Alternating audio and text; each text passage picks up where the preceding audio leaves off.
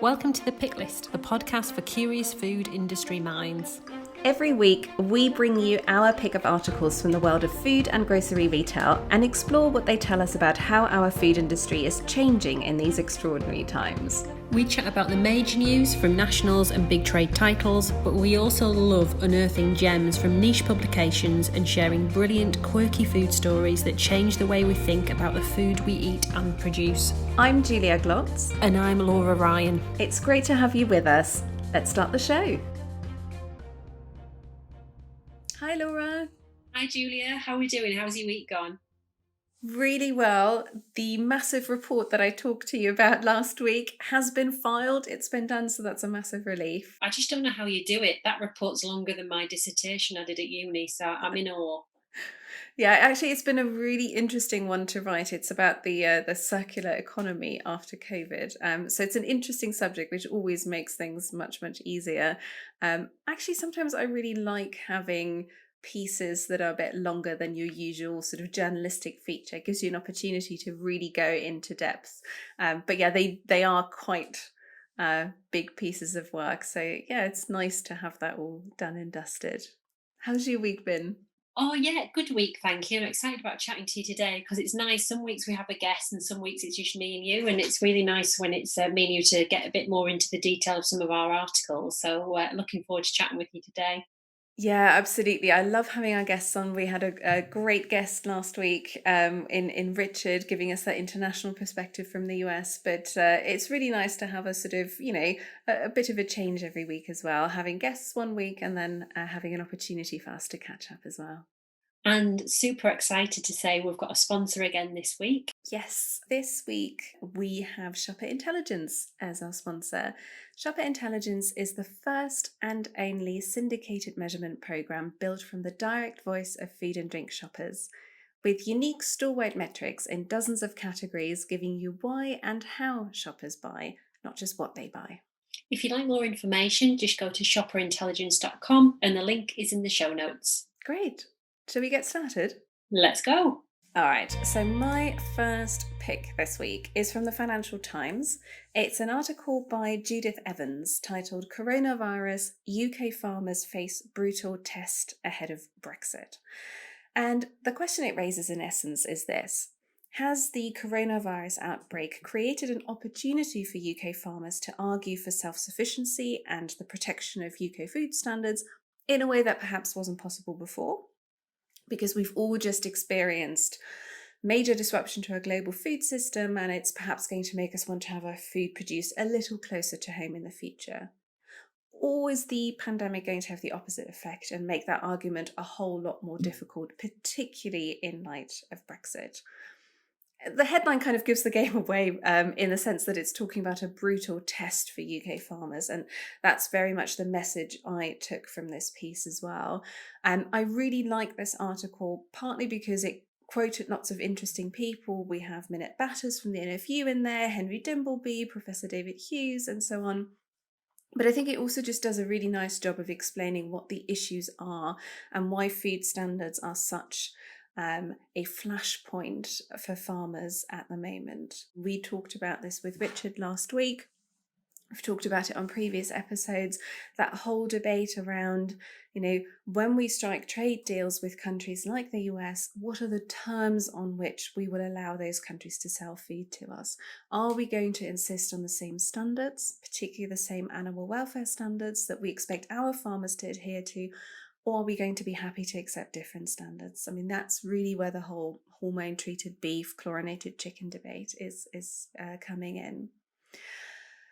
And there's obviously big concern on the farmer side that if you allow different standards at this moment in time, that you end up putting farmers in a position where they have to compete against producers that are producing to completely different standards, and that is going to make their lives incredibly difficult, particularly in light of what's happened with coronavirus. This was a difficult debate, a difficult issue already. Throwing a pandemic into the mix certainly hasn't made things any easier. And I don't know what you made of it, but that's kind of the message I took from the article as well. It ends on quite a positive note. There's one of the farmers saying, well, perhaps this will be a fork in the road and hopefully the country will, appreciate the high quality food that we're producing because they've just been through this food crisis. And maybe it's going to make arguments in favour of sort of higher self-sufficiency and support for British farmers easier. And I really hope he's right. I think it's really important for us to support our domestic farmers, our British farmers. But I think it's going to be really, really tough to win this argument in the current climate. Yeah. What did you think? Do you think coronavirus has made it easier or harder for British producers to push for more self-sufficiency? It's a great question, and I think the article is fantastic at setting out all the points, particularly the different bits and pieces I do for work. I'm bombarded with all of those sort of elements on a daily basis. So to see it in a single article in that way, I found really helpful, and it gave me a new level of objectivity. I think coronavirus has potentially given domestic production a new platform to speak and to show why it's so valuable. And maybe without that, we would be in a slightly different position now, leading up to Brexit. So there was a couple of things within the article that really hammered home to me. One, Minette being mentioned several times, and that was great. And I have to admit, I'm a massive fan of hers because she's done an amazing job under so much pressure at the NFU, and trying to lead a membership organisation with so many different views and so many different sectors is always tough. And her trying to get on the front foot and be a face to consumers in a measured way is never easy. And I really think she's really helped to crack that. But when I read it and I reflect on it, and I think where our retail market is, I think consumers, my personal view is still expect British at retail, and will still expect those long-term relationships with our retail base to sell British. I think where this can potentially play, as we know, is in food service, where the country of origin labelling is very different, non-existent pretty much on beef. And I think that's where there's a huge opportunity for more differentiated product to come into that market. I personally don't see a huge swing, at least in the short term, and by short term I mean next 3 to 5 years in retail, but definitely, as we know, food service can change really quickly. And the sort of final thing that I thought of looking at that article, and it talks about, other countries have got cooperatives and have got that longer term relationship in their supply chain. Unfortunately for us, and it's the same the world over, but others have managed to crack it, we've got such a trader mentality, particularly in the meat industry, that both throughout the supply chain, and we haven't got that integration that we could maybe have. And I think we need to continue to look towards that integration and working from processors to producers, and then through to retail and food service, so that chain is locked down, so it's harder for people to switch when imported product comes in of a lower standard potentially. And then I said that was my last point, but I've got another one. Something that isn't mentioned in the article, and something I'm passionate about, is meat quality. So, and by quality, what consumers perceive to be quality. And you go to the States and you very rarely say, "Oh, no, I had a rubbish steak." And that's probably because, you may be eating somewhere that has got great selection of the product that they're supplying. And, everywhere has good and bad products. But what they do have is a quality scheme that arguably we don't currently have in the UK. And the Australians are great at that as well. So if we're really putting the consumer at the centre of everything we do rather than production, we need to be delivering what they want. And that's something that's consistent and delivers again and again. And we can't rest on our laurels there. So I think it's going to be challenging, and I think our market's going to look very, very, very different in the next 12 months. And it's quite frightening as well, I think, for the industry that we're working. Totally. And it really reminded me of something that came up in this report that I've been working on, which is largely looking at the opportunity for green recovery after the virus, or in the wake of the virus. And one thing that came up over and over again from people was that, yes, this is an opportunity to reset and to do things better and to build back better. But at the same time, we can't take that for granted. It's also a moment of peril. So if we want that better future, if we want to build a better food system, it's not just going to happen. There is going to be a fight involved in convincing others, convincing government, convincing policymakers of the need to go in that direction. And I think it's a similar situation here where, yes, there is an opportunity, and I think people's relationship to food is changing, and I think we are valuing food potentially slightly differently in the wake of Yeah. this pandemic. Whether that's a permanent change or not, I think is a different matter.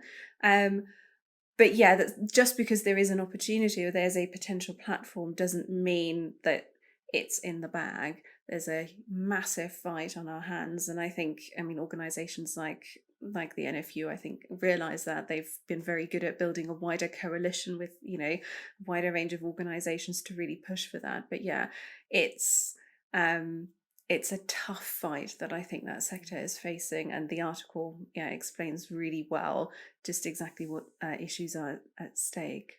What's your first pick this week? My first pick is from the grocer, and I was a bit spoilt this week with the grocer because, as you know, my pet project is a CEO interview, and there was 2 CEO type level interviews in the grocer this week, so I didn't know which one to pick. But I went for the big interview with Julie Ashfield, and this is Julie Ashfield, MD of buying at Aldi, on how Aldi stayed calm amid coronavirus crisis. The reason I picked this article is I think Julie's got quite a low profile, actually, and to be honest, the whole Aldi management team that they're a very slick team, as is the whole Aldi operation, and don't really do that many interviews at all compared to some of the other retailers. So I was probably surprised to see her in here, which was great. And the surname links quite nicely with Ashfield Farms at Aldi, and a whole range in there, which I think is interesting in itself. Anyway, I think maybe the trigger for the interview is this is the 7th year running that Aldi has topped the grocery code adjudicators league table. So I think that this was an entry into the interview, but it gave a really good platform to understand a little bit more about the business and a little bit more about her. She joined Aldi as a graduate area manager in 1999 and has worked her way up the ranks. And I always really like those stories of someone that's come from the bottom up and has, and we've seen it quite a lot with the various CEOs that have learned from the shop floor and taken that expertise to the C-suite, which is great to see. Some of the key things that she's pulled out, which I would love to mention, is first of all, that the strong relationship Aldi have with their supply base. And I think sometimes you think, do Aldi have that real transactional relationship with their supply base? But very much the opposite. And they look at transparency, honesty and trust with their supply base, which has allowed them to be number 1 on that grocery code adjudicator for so long. The other thing that then goes on to is obviously COVID and the fact that Aldi have an average of 2,000 SKUs in their stores as opposed to 20,000 in a Tesco or a JS. And that really led to them not having to consolidate their range very much when COVID hit. Julie says in the article that she only had to consolidate a couple of products, and that was probably on pack size more than anything else.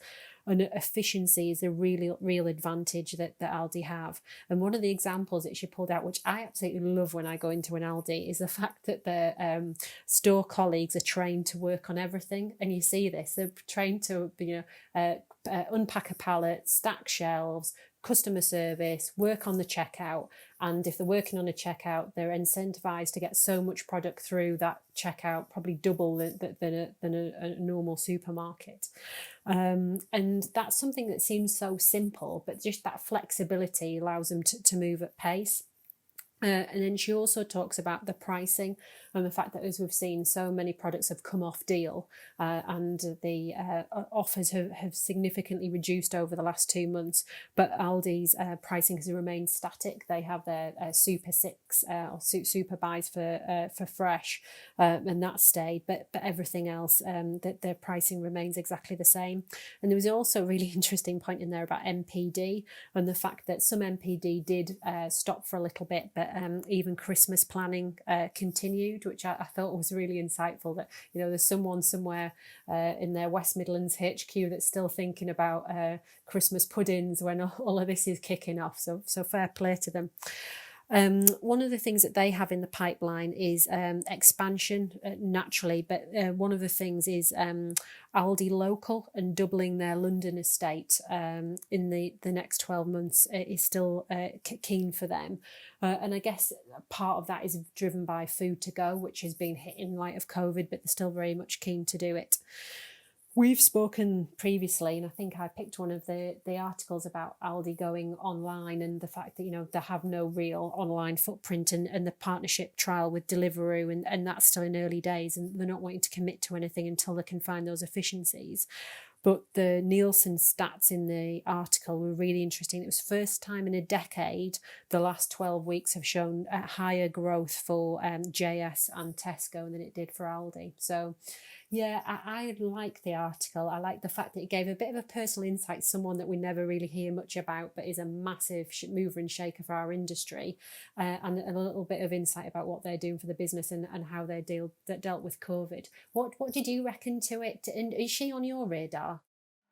She is on my radar, but I agree. I think it's not someone who gets profiled a lot. So I'm always really pleased to see interviews with people that we don't normally get to hear from, especially when it's sort of senior women in grocery as well. I think that's always fantastic to see, and the interview is a really good interview. She comes across very well. Like you, I thought there was some really interesting detail about how they approach their supplier relationships, of course, given the angle of the article. I think their COVID response has been interesting, and the point you raise about online will be very, very interesting to watch, because that was an obvious gap in their game, going into a crisis like COVID. I mean, it's been the same for Lidl as well. I think that's just not been something that's been part of their model, because obviously, margins, profitability in online grocery is incredibly challenging, and if you are a discounter, that might not be a natural fit for your model.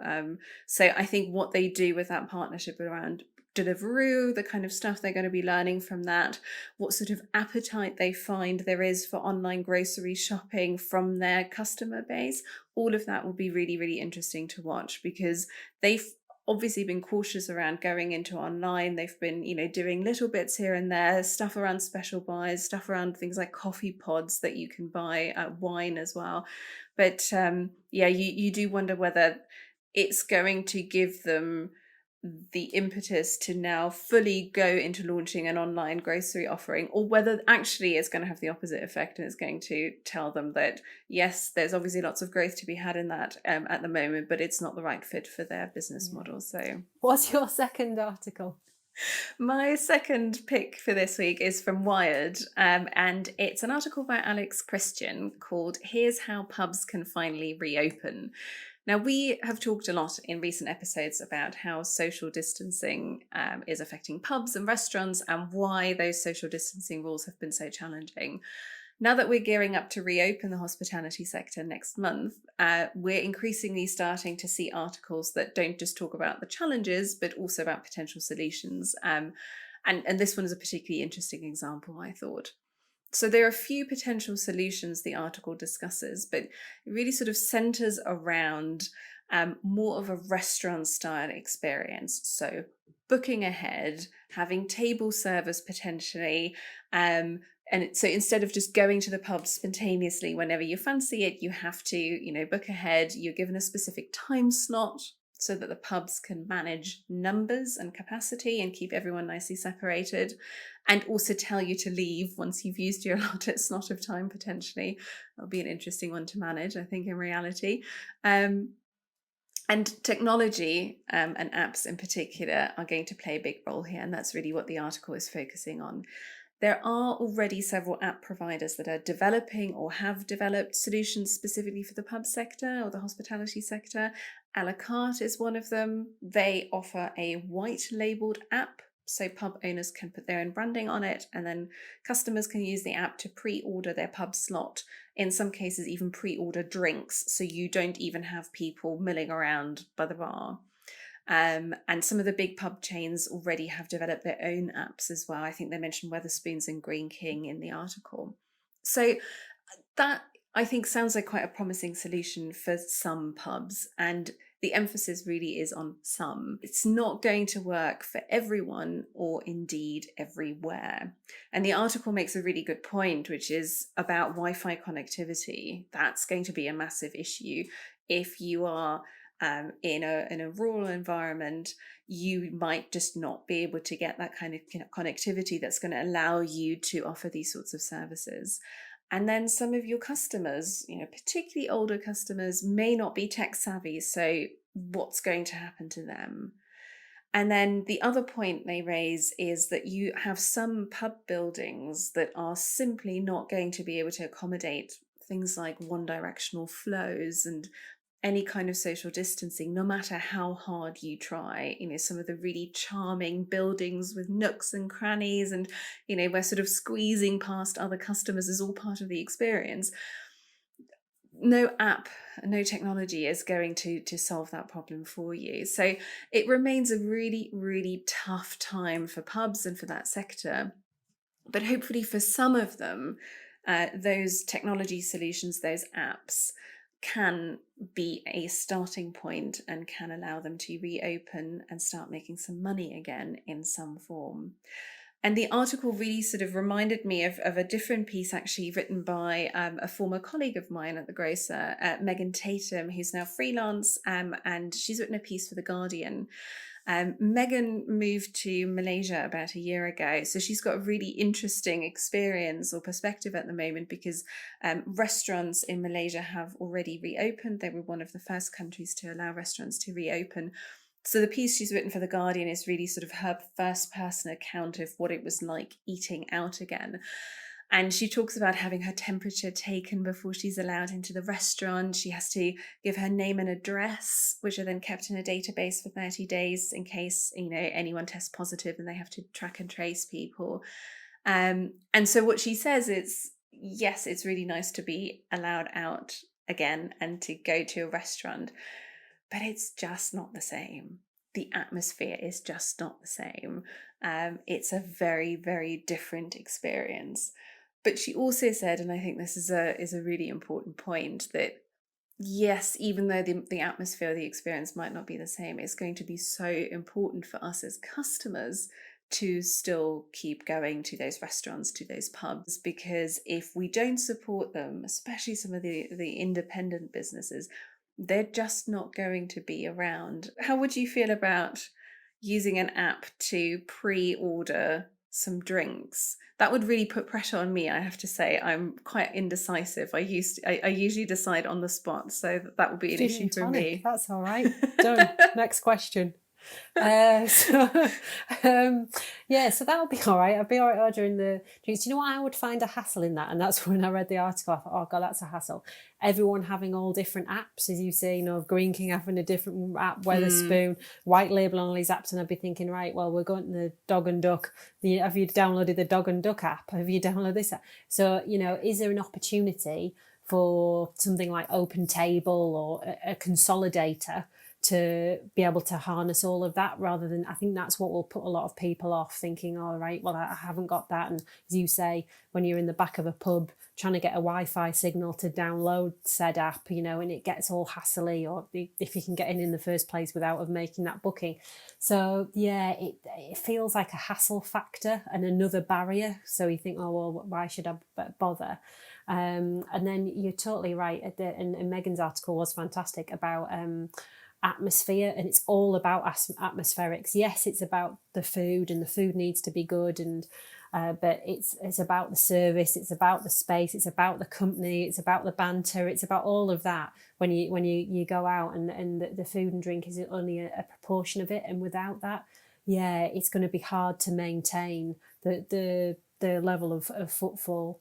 It was really interesting. I was watching Breakfast Telly yesterday, and there was an interview with a couple of nightclub type folks from both the Algarve and Ibiza, and they were saying, all of our waitresses and waiters are going to have masks on when they bring drinks and food and all the rest of it. And the question was asked, well, what happens when everyone's had a load of drink? What's going to happen then? Because naturally, people want to dance and get closer and all the rest of it. And said, oh, well, security will come over and say, make sure you stay 2 meters apart. And you think that in reality, and same in a pub, you get chatting, it's social, that atmospheric is gone, and then it feels sterile. Absolutely. And actually it's interesting. So my family, or most of my family, lives in Stuttgart in southern Germany, and they've just started to be allowed back out and go to restaurants.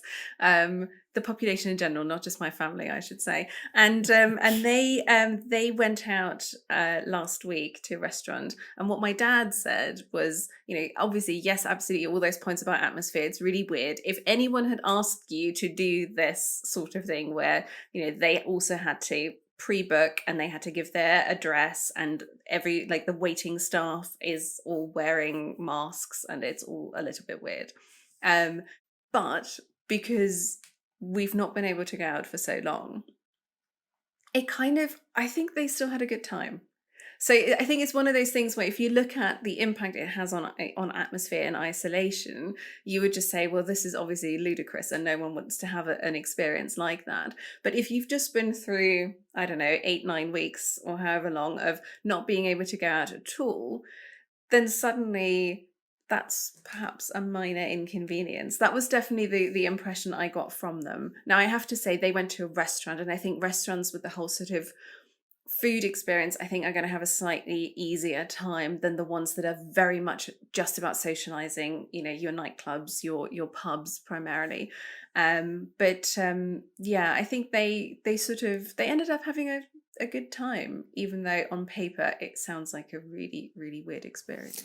It's a good point, really, and you just, you're ready for it. And if you told someone in January, would you sit in your car for 2 hours to get a McDonald's? And you would say, no, I'm all right, thanks. But that's what everyone's been doing this week, haven't they? So actually, yeah, you're ready for it, and you want to experience the things that you experienced before, even if it's a little bit different.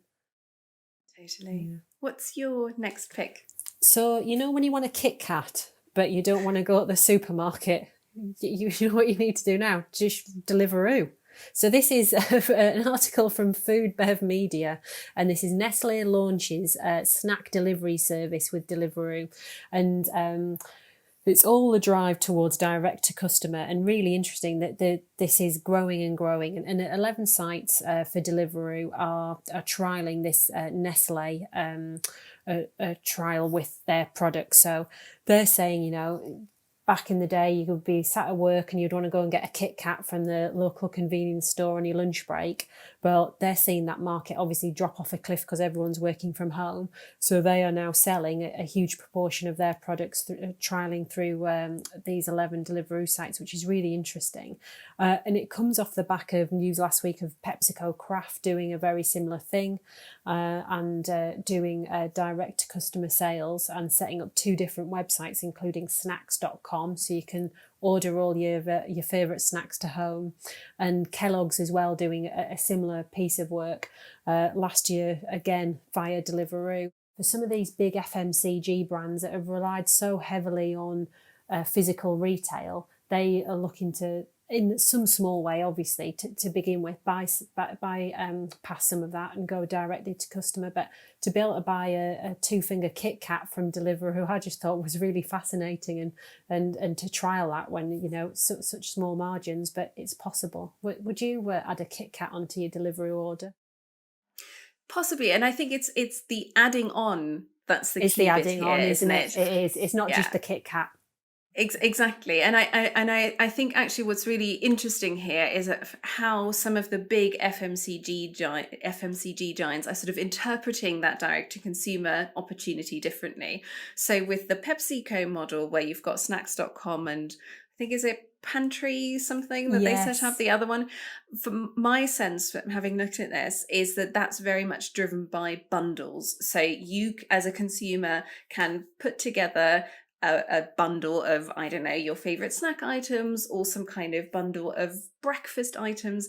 And of course, PepsiCo has a large enough portfolio that you actually end up having, quite a lot of categories, and you can put together probably quite a decent bundle.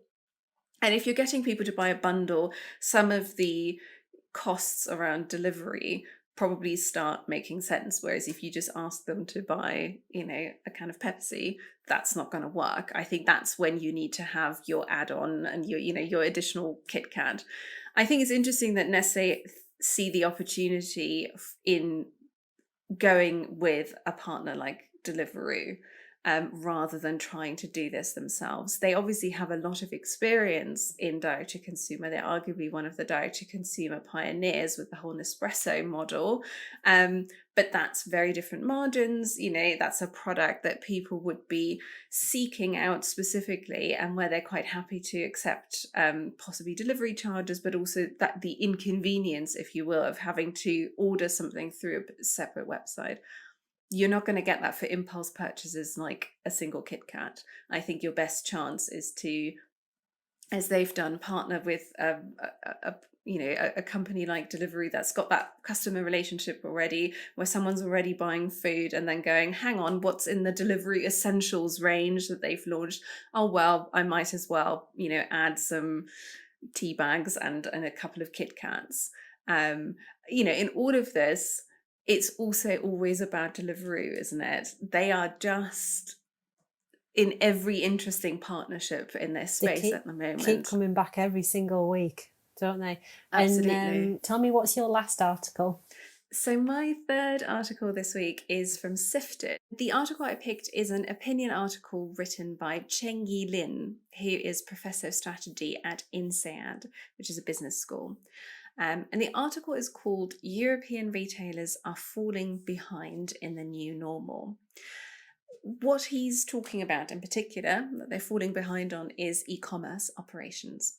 And his piece is arguing that in the US and in China, retailers have been doing much better in the crisis because they had invested more in their supply chains and in warehousing in particular. One of the points he makes is that we've been seeing lots of emergency fixes as retailers had to respond in record time to surging online demand. So he describes those fixes as a classic case of digital front-end interface with human back-end support.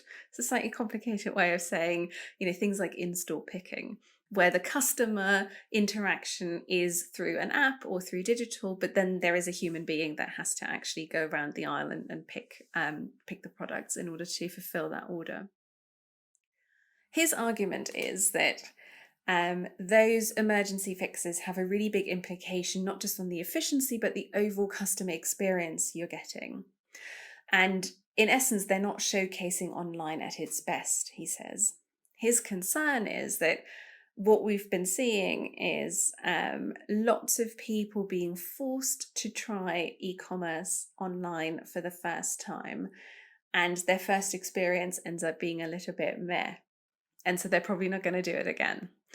Whereas in China, he says in particular, where the infrastructure was already there, where investment was already high in that kind of infrastructure, retailers were able to keep customer experience much higher. The moral of the story, he says, is essentially a word of warning. We've seen lots of people talk about how this is a tipping point for online. We've had so many more people trying online for the first time. This is going to transform the grocery landscape or retail landscape. He says, well, maybe not, because unless that shift is then followed up by some really great customer experience, but also the right level of investment, the right kind of changes to the business model to actually make the most of that opportunity, people are going to find those offerings not particularly compelling. And once they're no longer forced to shop online because of the lockdown, they're just going to go back to shopping in store as they used to. What did you make of it? Yeah, I thought it was a great article. I really enjoyed it. Also, the comment in the article, and I like the phrase "making it stick." How can we make some of this last for a longer time than, as you say, just don't default back because that's what we did before. And I think when we're thinking of the likes of benchmarking with Alibaba and the rest, that's huge, and they've been working on that model for so long. But it makes me think as well of some of these smaller retailers. And, you know, these are small high street retailers that probably didn't have any e-commerce platform in January, or really any inclination to, have all of a sudden, in quite a rustic way, some of them, but great, switched it on and managed to supply food to their local communities. And for them, how do they learn from this and manage to make some of it stick? Because there's a danger for some of these shops, and, you know, the independent channels, I think the latest Kantar data was saying they're about 66% up, aren't they? Huge growth. How do they manage to hang on to some of that without it all just slipping back into multiple retail, and show, you know, that great experience or that differentiation they've had, rather than people just putting up with, well, it doesn't really matter, I just want to feed my family and just manage to serve me. So I think there's lessons for big retail and small retail in there too. He talks about retail in general. I wonder what this would look like if we look purely at an online grocery sort of angle. And of course, we're sort of talking about European retailers, including the UK more generally. Again, I'd be interested in seeing some benchmarking of how the UK fares against some of its European counterparts. I think it would probably be a slightly more flattering picture. I think for some of the UK retailers. What's your final article for this week? So my final article is from the BBC, and it's vegan seafood, the next plant-based meat trend, ? So this is something that's been written by Christine Rowe on the 3rd of June. And this is: seafood is difficult to veganise well, but some companies are betting on the new technologies and customers to overcome the challenges. So this is something that I've been watching for a little while, and it points out some of the issues that why it's taking quite a long time to come online. It's difficult to replicate flaky, fragile seafood, and it means that shelf-stable mock tuna has been easy to produce than fillets, and the majority of plant-based seafood retail sales are frozen. And it also says people typically turn to conventional seafood for the health benefits, so it's also been hard to come close to imitating these benefits. Extremely important for plant-based seafood. So this is what really brought me to the question in my head when I got 2 pages into this article. I thought seafood is, you know, has a lot of health benefits, and that's one of the reasons people are eating it, as well as obviously enjoying it. But if they can't imitate the health benefits fully for a plant-based version, then why would you want to eat something that imitated a seafood? Why wouldn't you just want to eat plants? That's what first question. So hold that thought, because I'm going to ask you that in a minute. But then, then it went on to talk about people don't necessarily have that same connection with seafood. Maybe with lobsters and crabs a touch, but not so much as, you know, red meat, you know, pigs and cows, that they have more of a human affinity to, that might drive them to be like to be a vegetarian or a vegan. But one really interesting point it makes, which I've never have thought of, is it's shellfish allergies, and how that's so common in many countries, and that's actually creating more space for imitation shellfish. And I thought, yeah, that's actually something that if you were eating out and having that on a platter, then an alternative might be a good idea. And then some of the final stats, which I'm not quite sure I agree with, and again, it quite question to see what you think. It's saying some 23% of surveyed US consumers say they've been eating more plant-based meals due to COVID-19. And that really books against some of the data that we've seen, and particularly the conversations that we've had, including with Richard last week, about the growth of meat, and the you know, the Kantar figures for the last month for the UK, I know, not US, are showing still a double-digit increase for beef in particular. So I'm not picking up a huge amount of plant-based growth, plateau, but in light of COVID, what are you seeing, and what do you think about plant-based sea fish? I'm a bit confused by it. I think it's a really interesting sector, and there's clearly lots of potential. I thought the point about shellfish allergies was really interesting as well. We talk a lot about, you know, people switching to alternatives because of health reasons and environmental reasons and animal welfare reasons, or, you know, things like that. I hadn't really thought about the allergy angle, and so that I think that was a really interesting point that was raised there. I think as far as sort of some of the growth figures are concerned, a lot of that comes down to having a relatively small base. So I think it can both be true that you are seeing really impressive growth figures in some of those alternative sectors, and you are also still only seeing quite a minor shift around what's actually happening with seafood sales or meat sales or whatever it might be. There's clearly a lot of interest in it, and it's, I think, a sector that is going to continue to grow. But we're talking about something that's starting from a very small base, so it'd be. I don't think I would expect it to have a sort of massive impact yet in terms of total sales. What it does do, though, it's clearly capturing the imagination on some level. Those alternative stories, or stories about alternatives, whether it's meat alternatives, dairy alternatives, or now seafood alternatives, they're great stories. They often have really interesting startups and interesting tech and interesting founders. So just from a kind of journalistic point of view, I would, if I were a sort of in the meat sector or the seafood sector or dairy, that would actually be the thing I'd be more concerned about. It's not the total sales at this stage. You obviously want to be keeping an eye on that, but just about the sort of how good a job those companies are doing in getting cut through and getting their stories told. So I think that there's some lessons to be learned there. Of course, the big growth in all of these alternative sectors is not coming from people who are already vegan or vegetarian. It's coming from that sort of so-called flexitarian consumer, i.e. people who are perfectly happy eating seafood, are perfectly happy eating meat, but they want to cut back. And so if they do want to cut back, then something like this is a really convenient alternative. And I think your point earlier about why wouldn't you just eat some vegetables? I think it's precisely because of that.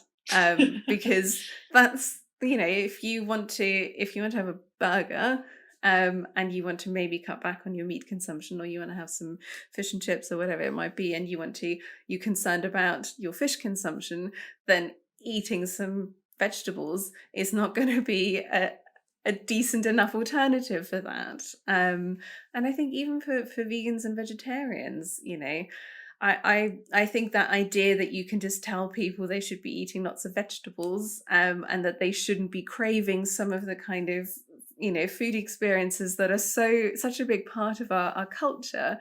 I think that's almost quite an outdated view of veganism and vegetarianism. Of course, people want to have burgers as well, and of course they want to have junk food, and of course they want to have things that maybe allow them to have the sorts of dishes that are everywhere and that are really important to our culture. So yeah, I don't think just expecting them to eat vegetables kind of hits the spot.